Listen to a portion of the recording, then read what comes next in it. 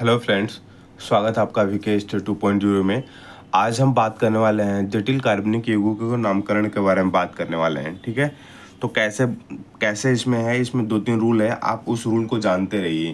Clear हो रही की बात नहीं हो रही है, 2-3 रूल है, उस रूल को आप फुलफिल करते रहिए, जानते रहिए उसके बारे में। पहला क्या है कि इसमें जो पहला है कि आप जो कार्बन की लंबी श्रृंखला का चयन करेंगे। कितने कार्बन की लंबी श्रृंखला का चयन करेंगे, लंबी श्रृंखला का चयन करेंगे। क्या करेंगे? पहली बात है कि कार्बन की लंबी श्रृंखला का चयन करेंगे।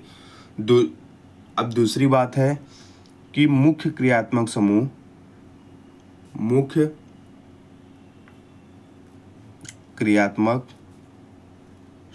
का चयन करेंगे, समूह का चयन करेंगे। दूसरा रूल, मुख्य क्रियात्मक समूह का चयन करेंगे। तीसरा जो है आपका ये है कि चयनित सबसे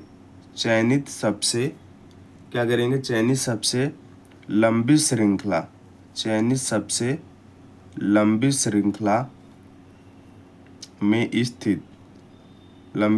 में स्थित कार्बन परमाणु की संख्या को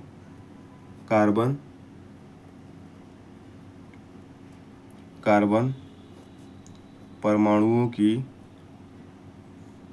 संख्या प्रदान करेंगे। कैसे? हम एक एग्जाम्पल लेते हैं। ठीक है, पहला एग्जाम्पल देखिए, चयनित सबसे पहले तो मुख्य क्रियात्मक समूह का चयन करेंगे। अगर कार्बन की लंबी श्रृंखला है तो उसको चयन करेंगे, लेकिन जहां मुख्य क्रियात्मक समूह लगा रहेगा उसको फर्स्ट प्रायोरिटी देंगे। चयनित सबसे लंबी श्रृंखला में स्थित कार्बन परमाणु की संख्या प्रदान करना, और उसको लंबी श्रृंखला में चयनित कार्बन परमाणु की संख्या प्रदान करेंगे जिसमें पूरी लंबी श्रृंखला हो। अगर हम एक क्वेश्चन की बात करें, पहला हम क्या लिखते हैं, एक चीज बताएं। पहले हम क्या लिखते थे? पहले हम बताते थे कि पूर्व लग्न करेंगे, है ना, हमने बताया हुआ है, आप वीडियो देखिएगा, प्लेलिस्ट में पड़ी हुई है। उसके बाद क्या है, फिर मूल शब्द हमने बोला था। क्या बोला था? मूल शब्द हमने बोला था। फिर उसके बाद हमने क्या बोला था? मूल शब्द के बाद फिर प्राथमिक अनुलग्न बोला था। क्या बोला था? प्राथमिक अनुलग्न बोला था। उसके बाद क्या बोला था? द्वितीय अनुलग्न बोला था। क्या बोला था? द्वितीय अनुलग्न। ये सारी चीजें हम बोले थे करने के लिए, और अच्छे से समझाए भी थे आपको कि ये सारी चीजें क्या होती है। हमने ये आपको पढ़ाया था कि नहीं पढ़ाया था? यस या नो बताइए। पढ़ाया था। तो ये सारी चीजें हमने आपको पढ़ाया हुआ था। तो ये सारी जो चीजें हैं पढ़ाया हुआ था, तो इसके बारे में आज हम चर्चा करेंगे कि ये क्या होता है और क्या आती है। ये तो पढ़ा दिए हैं, हम एग्जाम्पल के थ्रू समझते हैं। एक दो एग्जाम्पल देखिए, और मैं एक होमवर्क दूंगा, उसको करके आइएगा। ये जैसे हम एक फार्मूला, जैसे CH3 CH2 OH CH3, ये हमारा क्या हो गया? एक एग्जाम्पल हो गया। ये एग्जाम्पल हो गया। इसका हमें IPSC नेम बताना है। IPSC नेम बताना है कि इसका IPSC नेम क्या होगा। ठीक है, इसका IPSC नेम क्या होगा? तो हमने बताया था कि सबसे पहले लंबी श्रृंखला का चयन करेंगे, और वैसे श्रृंखला का चयन करेंगे जिसमें, और जहां से मुख्य क्रियात्मक समूह होगा उसको पहले प्रायोरिटी देंगे। तो जहां से मुख्य क्रियात्मक समूह आपका है वहां से हम स्टार्ट करेंगे कार्बन के परमाणुओं की संख्या गिनना। जैसे कि 1 2 3 4, क्लियर हो गई? 4 हो गया। अब हमारा जो है मूल शब्द, हमने बोला था कि मूल शब्द क्या होता है। तो मूल शब्द जो होता है कार्बन परमाणु की संख्या 1 2 3 4। 4 को क्या बोलते हैं आप? तो 4 को आप बोलते हैं ब्यूट बोलते हैं। क्या बोलते हैं? ब्यूट बोलते हैं। उसके बाद मैं बोला था प्राथमिक अनुलग्न। क्या बोला था? प्राथमिक अनुलग्न। प्राथमिक अनुलग्न क्या हो जाएगा? एन हो जाएगा। कैसे? हमने बोला था कि यदि इसमें क्या है ना, इसमें हमने क्या बोला था कि यदि कार्बन कार्बन के बीच अगर सिंगल बॉन्ड है तो एन का प्रयोग होगा। ठीक है, N का प्रयोग होगा। द्वितीय अनुलग्न क्या होगा इसमें, द्वितीयक अनुलग्न क्या होगा, तो द्वितीयक अनुलग्न इसमें आपका क्या होगा, द्वितीयक अनुलग्न हो जाएगा, जैसे यहाँ से हम स्टार्ट करेंगे one all, one all, one all. आप अगर आप डायरेक्ट ये वीडियो देख रहे हैं तो आपको समझ में नहीं आएगा, आप पिछली वाली वीडियो देखिए, ठीक है, पिछली वाली वीडियो देखिए। इसके बाद एक प्रतिस्थापन, प्रतिस्थापक, जैसे टू मेथिल, टू मेथिल क्यों अभी मैं बताऊंगा, टू मेथिल क्यों बताऊंगा। देखिए सबसे पहले हम जो है, सबसे पहले क्या करेंगे कि इसमें आप क्या करिए, तो वन ऑल दिया हुआ है, वन ऑल क्यों, क्योंकि OH एल्कोहल ग्रुप इसमें लगा हुआ है, ठीक है जी, ठीक है, ठीक है। अब यहाँ से हम बात करें कि प्रतिस्थापन जो है हमारा होगा, तो यहाँ पे जब हम इसका IPSC नेम लिखेंगे, IPSC नेम, तो पहले लिखेंगे, पहले जो हमारा क्रियात्मक समूह होगा, जैसे कि हमारा टू मेथिल, तो यहाँ लिखेंगे टू मेथिल,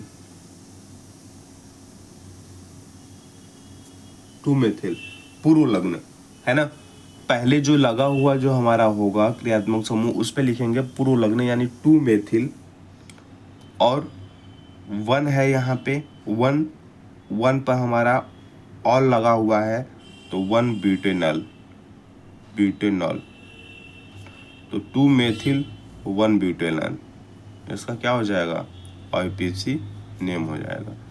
इसी तरह से अगर एक और बात करें हम, CH3 CH CH2 CH CHO, और यहाँ बात करें CH3, ठीक है। तो हम यहाँ से कार्बन परमाणु की संख्या गिनेंगे, 1 2 3 4 5, तो इसको क्या लिखेंगे, और इसमें जो है एक हमारा यहाँ पे लग गया ब्रोमो, यानी Br लग गया, ठीक है। तो पहले लिखेंगे 4 ब्रोमो, 4 ब्रोमो, 4 ब्रोमो, और इस पे क्या लिखेंगे, यहाँ पे क्या लिखेंगे, 2 है, तो 2 methyl, 2 methyl, 2 methyl Pantanal, Pantanal, ऐसे। हालांकि IPSC नेम पूछता है तो छोटा छोटा पूछता है, हमने आपको बड़ा बताया। जैसे कि कोई भी अगर, जैसे यहाँ मान लीजिए CH3 CH CH2, यहाँ पे CH आपका लग गया, यहाँ पे क्या कर सकते हैं, CH2 कर सकते हैं, ठीक है। जैसे ये पूछ लिया, तो यहाँ पे अब किधर से भी गिनेंगे तो 3 आएगा यहाँ पे, ठीक है, 1 2 3 कर लीजिए, ठीक है, या 1 2 3 के 2 तो यहीं पे आएगा, ठीक है। तो 3 के लिए प्रोप होता है, क्लियर हो रही बात, प्रोप होता है, यहाँ पे आपका CH3 हो जाएगा, या CH2 लिख लीजिए, ठीक है। एक सिंपल सी, देखिए यहाँ पे 1 2 3 हो गया, कार्बन परमाणु की संख्या कितनी है, अगर यह इसको ऊपर से छोड़ दें तो कार्बन परमाणु की संख्या कितनी होगी, यहाँ पे 3, तो कार्बन परमाणु की संख्या 3 होगी, 3 के लिए क्या होता है, प्रोप होता है ना, और यहाँ पे N लगता है तो प्रोपेन हो जाएगा, ठीक है। इसमें ज़्यादा डीपली आपसे क्वेश्चन पूछता नहीं है, ठीक है। देखिए एक चीज़ और यहाँ पे देखिए, कार्बनिक जो है, कार्बनिक यौगिकों के रासायनिक गुणधर्म, कार्बनिक, इसके बाद आपका ये टॉपिक क्लियर हो जाएगा, कार्बनिक यौगिकों के रासायनिक गुणधर्म।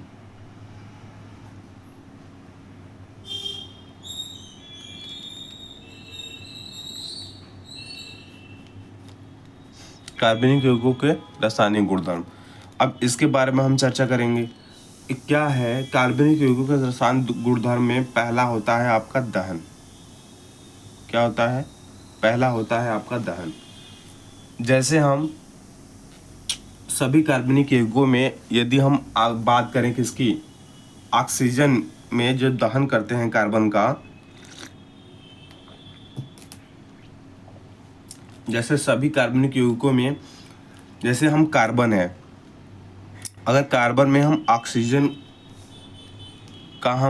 ऑक्सीजन के रिप्रेजेंट में जब हम दहन करेंगे तो कार्बन डाइऑक्साइड मिलता है प्लस ऊष्मा एवं प्रकाश मिलता है, ऊष्मा एवं प्रकाश मिलता है। क्लियर हुई ये बात? समझ बात आ रही है कि नहीं आ रही है? तो दहन की कंडीशन में यदि हम क्या ऑक्सीजन में दहन करने पर कार्बन डाइऑक्साइड और ऊष्मा एवं प्रकाश निकलता है। सेम कंडीशन अगर हम मेथिन की दहन करेंगे, मेथिन को अगर हम ऑक्सीजन के रिप्रेजेंट में बर्न करते हैं तो कार्बन डाइऑक्साइड तो मिलेगा प्लस H2O प्लस ऊष्मा एवं प्रकाश मिलेगा, ऊष्मा एवं प्रकाश मिलेगा। क्लियर? ठीक है। उसके बाद अगर CH3 CH2 OH को अगर हम बर्न करेंगे किसके रिप्रेजेंट में, प्लस कर लो, ऑक्सीजन के रिप्रेजेंट में, तब क्या होगा? तब हमारा जो होगा अगर मेथिल अल्कोहल को तो कार्बन डाइऑक्साइड भी बनेगा और H2O भी बनेगा प्लस ऊष्मा एवं प्रकाश निकलेगा, ऊष्मा एवं प्रकाश निकलेगा। क्लियर? तो ये सारी चीज़ें हैं दहन के कंडीशन में, ये सारी चीज़ें होंगी। क्लियर हो रही है बात कि नहीं हो रही है? दहन के कंडीशन में दूसरा आता है हमारा ईंधन। क्या आता है? दूसरा आता है हमारा ईंधन। अब हम ईंधन की कंडीशन में देखते हैं।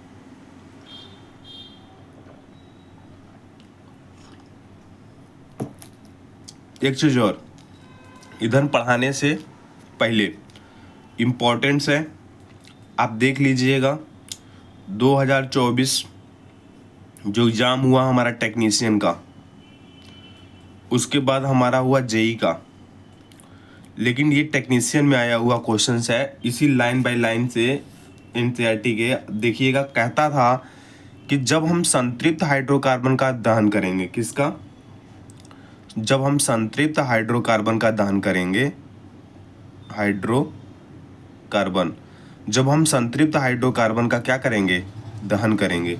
तो जब संतृप्त हाइड्रोकार्बन का दहन करेंगे तो स्वच्छ ज्वाला निकलती है। एक बात का ध्यान रहे, स्वच्छ ज्वाला निकलती है। कैसे ज्वाला निकलती है? स्वच्छ ज्वाला निकलती है, क्योंकि इनका पूर्ण दहन होता है, क्योंकि इनका पूर्ण दहन होता है। आया हुआ है क्वेश्चंस, ये क्वेश्चंस आया हुआ है। संतृप्त का नहीं आया था, असंतृप्त का आया था, लेकिन इसका भी आ सकता है। ठीक है। उसके बाद जब हम असंतृप्त हाइड्रोकार्बन की बात करेंगे, जब हम असंतृप्त हाइड्रोकार्बन की बात करेंगे, तो असंतृप्त हाइड्रोकार्बन जब हम जलाते हैं तो इसमें क्या होता है कि अत्यधिक काले भूरे, अत्यधिक काले, है ना, अत्यधिक क्या? काले धुएं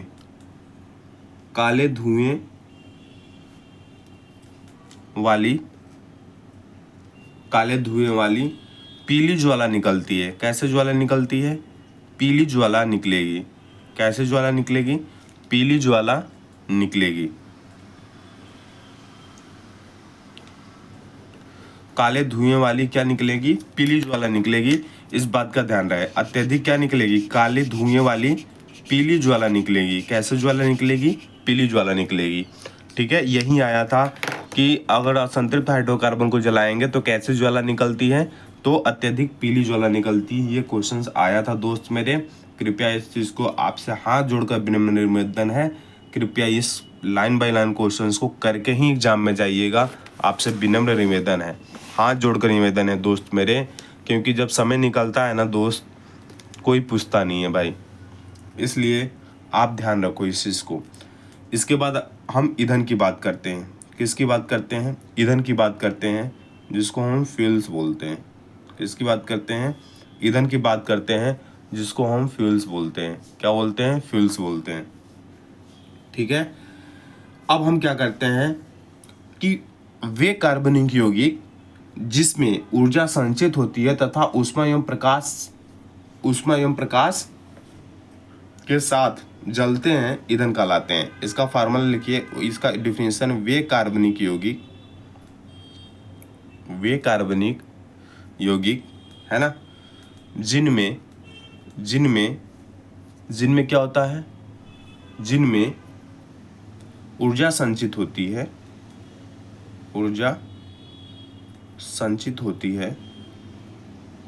जिनमें क्या होती है, ऊर्जा संचित होती है तथा ऊष्मा एवं प्रकाश के साथ जलते हैं। किसके साथ? तथा ऊष्मा एवं प्रकाश के साथ जलते हैं। ऊष्मा एवं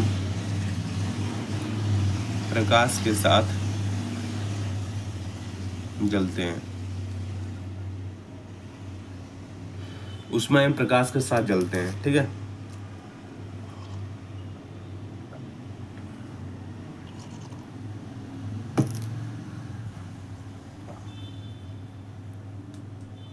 जैसे खाना बनाने, ठीक है, और फैक्ट्री में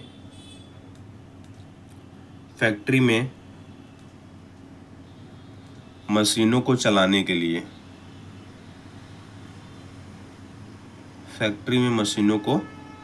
लिए, ठीक है जी। जैसे इसमें क्या होता है कि जैसे हम, कोयला होता है आपका, क्या कोयला, कोक होता है, तथा जो चारकोल होता है हमारा, है ना, तो ये क्या होते हैं, ये मुक्त अवस्था में क्या होते हैं कि ये मुक्त अवस्था में पाए जाते हैं। और जितने भी हमारे जो पेट्रोल हैं, ठीक है, जैसे LPG गैस है, CNG है, केरोसिन है, पेट्रोलियम है, प्राकृतिक गैस है, ये क्या होते हैं, संयुक्त अवस्था में पाए जाते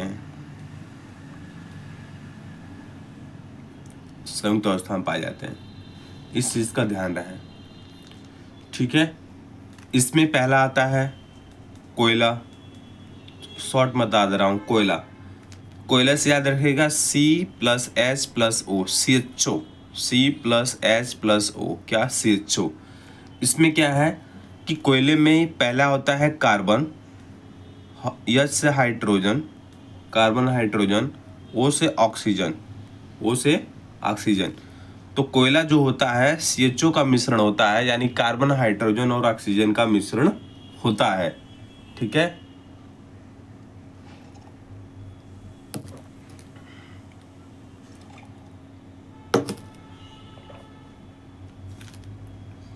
ये हमारा दहन के अंतर्गत आ गया, इसके बाद B में आप लिखिएगा पेट्रोलियम,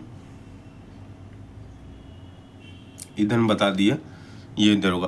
तो पहला होता है हमारा दहन, कार्बनिक और रासायनिक गुण क्या है, दहन। लेकिन दूसरा जो हमारा गुणधर्म है हमारा, वो होता है ऑक्सीकरण। क्या होता है दोस्त मेरे, ऑक्सीकरण होता है, ऑक्सीडेशन। तो हम ऑक्सीडेशन के बारे में कल चर्चा करेंगे। अभी तक हमने इतना जो किया है उसको नोट कीजिए और पढ़िए। उसके बाद हम ऑक्सीडेशन की बात कल करेंगे। प्रतिस्थापन अभिक्रिया, योगात्मक अभिक्रिया कल बात करेंगे। साबुन और इसके बारे में बात करते चलेंगे। उसके बाद साबुन के बाद हमारा जो चैप्टर आएगा वो फिनिश हो जाएगा। ठीक है, इस चीज़ का ध्यान रखें। ठीक है, मिलते हैं अगले वीडियो में। तब तक लिए bye bye, take care. Like and subscribe बनता है दोस्त। ओके।